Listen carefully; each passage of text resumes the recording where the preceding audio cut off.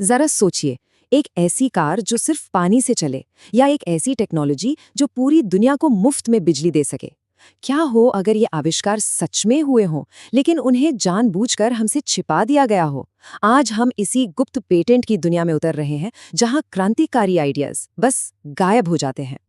ये एक ऐसा सवाल है जो उन तमाम कहानियों के दिल में बसा है जिन्हें हम दबा दिए गए आविष्कार कहते हैं। मतलब ऐसी क्रांतिकारी टेक्नोलॉजीज जिन्हें किसी साजिश के तहत दुनिया के सामने आने ही नहीं दिया गया। एक ऐसा आइडिया जो ऊर्जा के बारे में हमारी पूरी सोच को हमेशा के लिए बदल सकता था।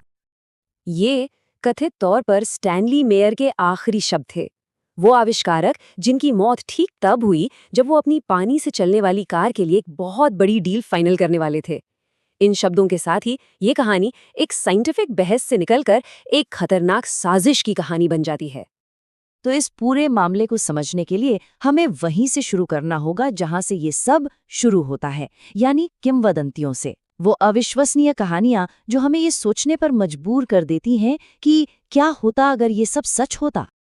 और इनमें शायद ये 3 कहानियां सबसे बड़ी हैं। मेयर की पानी से चलने वाली कार, टेस्ला का पूरी दुनिया को बिना तार के मुफ्त बिजली देने का सपना, और हाल ही में खोजे गए वो बैक्टीरिया जो प्लास्टिक खा सकते हैं। इन सब कहानियों का अंत एक जैसा ही दुखद रहा। एक शानदार आइडिया जिसने सिस्टम को चुनौती दी और फिर बड़ी आसानी से गायब हो गया। लेकिन यहीं पर कहानी एक बहुत ही दिलचस्प मोड़ लेती है, क्योंकि क्या हो अगर मैं कहूं कि आविष्कारों को गायब करने का ये आइडिया सिर्फ एक कॉन्स्पिरेसी थ्योरी नहीं है। क्या हो अगर ऐसा करने का एक बाकायदा कानूनी सरकारी तरीका मौजूद हो।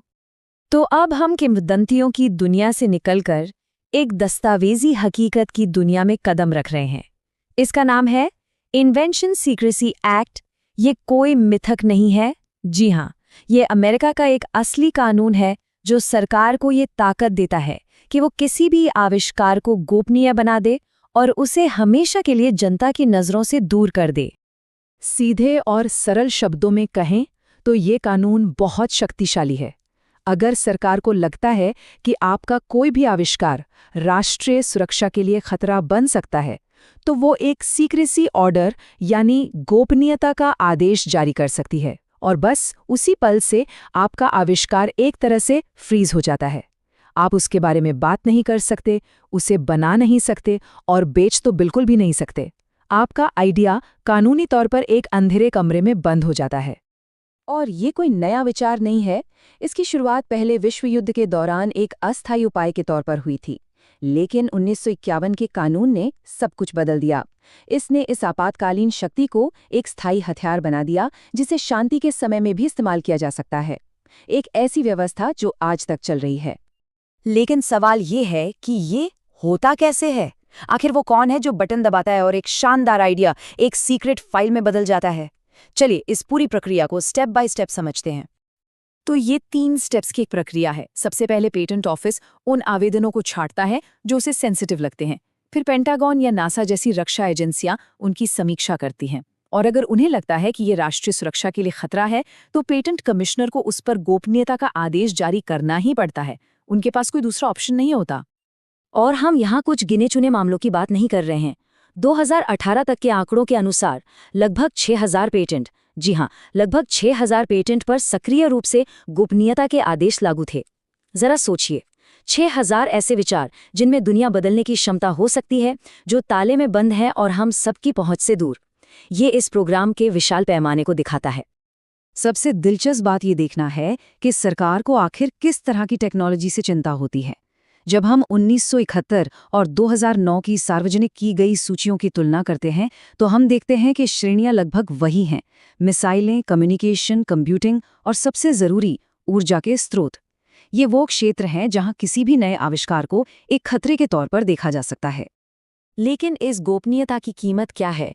जब एक आविष्कार को सालों साल तक छिपाकर रखा जाता है, तो इसका आविष्कारक पर और पूरे समाज पर क्या असर पड़ता है? चलिए एक असली मामला देखते हैं, डेमजानोविक दंपति का। उन्होंने मिसाइलों को रोकने की एक तकनीक बनाई, इसे तुरंत गुप्त कर दिया गया। FBI ने उन्हें चुप रहने की याद दिलाने के लिए उनके घर का दौरा तक किया। उन्होंने 5 साल तक लड़ाई लड़ी, लेकिन जैसे ही मामला अदालत में एक बड़े फैसले की तरफ बढ़ रहा था, सरकार ने समझौता कर लिया। क्यों? कई लोग मानते हैं कि ऐसा इसलिए किया गया ताकि अदालत को ये फैसला देने से रोका जा सके कि ये कानून संवैधानिक है भी या नहीं। और इसका असर बहुत बड़ा होता है, सिर्फ उस एक आविष्कारक पर नहीं।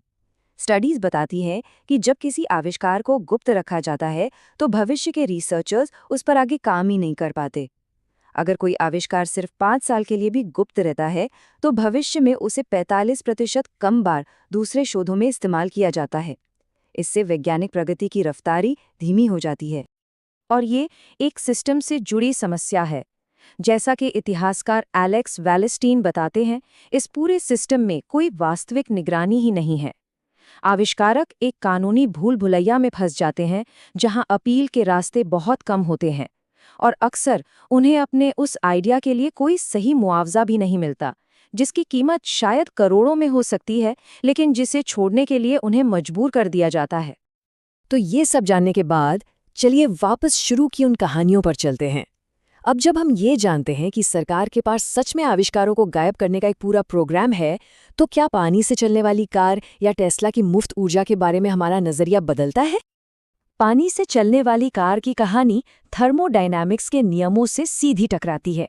देखिए, फिजिक्स का एक बुनियादी सिद्धांत है कि आप ऊर्जा बना नहीं सकते, सिर्फ उसे एक रूप से दूसरे में बदल सकते हैं। पानी को हाइड्रोजन में तोड़ने में जितनी ऊर्जा लगती है, उस हाइड्रोजन को जलाने से उससे कम ही ऊर्जा वापस मिलती है। ये हमेशा हमेशा एक घाटे का सौदा है। ठीक इसी तरह टेस्ला का वायरलेस पावर का सपना फिजिक्स के व्युत्क्रम वर्ग नियम से जूझता है। जैसे जैसे आप किसी ऊर्जा के स्रोत से दूर जाते हैं, उसकी शक्ति बहुत तेजी से घटती जाती है। यही वजह है कि हम रेडियो सुन तो सकते हैं, लेकिन उससे अपनी कार चार्ज नहीं कर सकते। लंबी दूरी पर बड़ी मात्रा में ऊर्जा भेजना बेहद बेहद मुश्किल और अक्षम है। और यहीं पर इस पूरे मामले की जड़ है। भले ही फिजिक्स के नियम इन बड़ी बड़ी किंवदंतियों पर सवाल उठाते हों, लेकिन एक सरकारी प्रोग्राम का असली होना, जो हजारों आविष्कारों को छिपाता है, अविश्वास के लिए एक आदर्श माहौल बनाता है। अगर सरकार खुद ही मानती है कि वो छोटी मोटी चीजें छिपा रही है, तो कोई क्यों नहीं सोचेगा कि वो बड़ी चीजें भी छिपा रही होगी। तो हमने देखा कि कैसे सरकारी सेंसरशिप की हकीकत सबसे साहसिक किंवदंतियों को भी जन्म देती है। और भले ही कुछ आइडियाज विज्ञान के नियमों से टकराते हों, लेकिन हजारों दूसरे आइडियाज सच में ताले में बंद हैं। ये हमें एक बुनियादी सवाल पर लाकर खड़ा कर देता है। प्रगति की इस दौड़ में हम एक देश की रक्षा करने और उन आइडियाज को दबाने के बीच की रेखा आखिर कहाँ खींचते हैं, जो शायद उसे बचा सकते हैं? ये एक बहुत नाजुक संतुलन है और इसका जवाब अभी भी स्पष्ट नहीं है।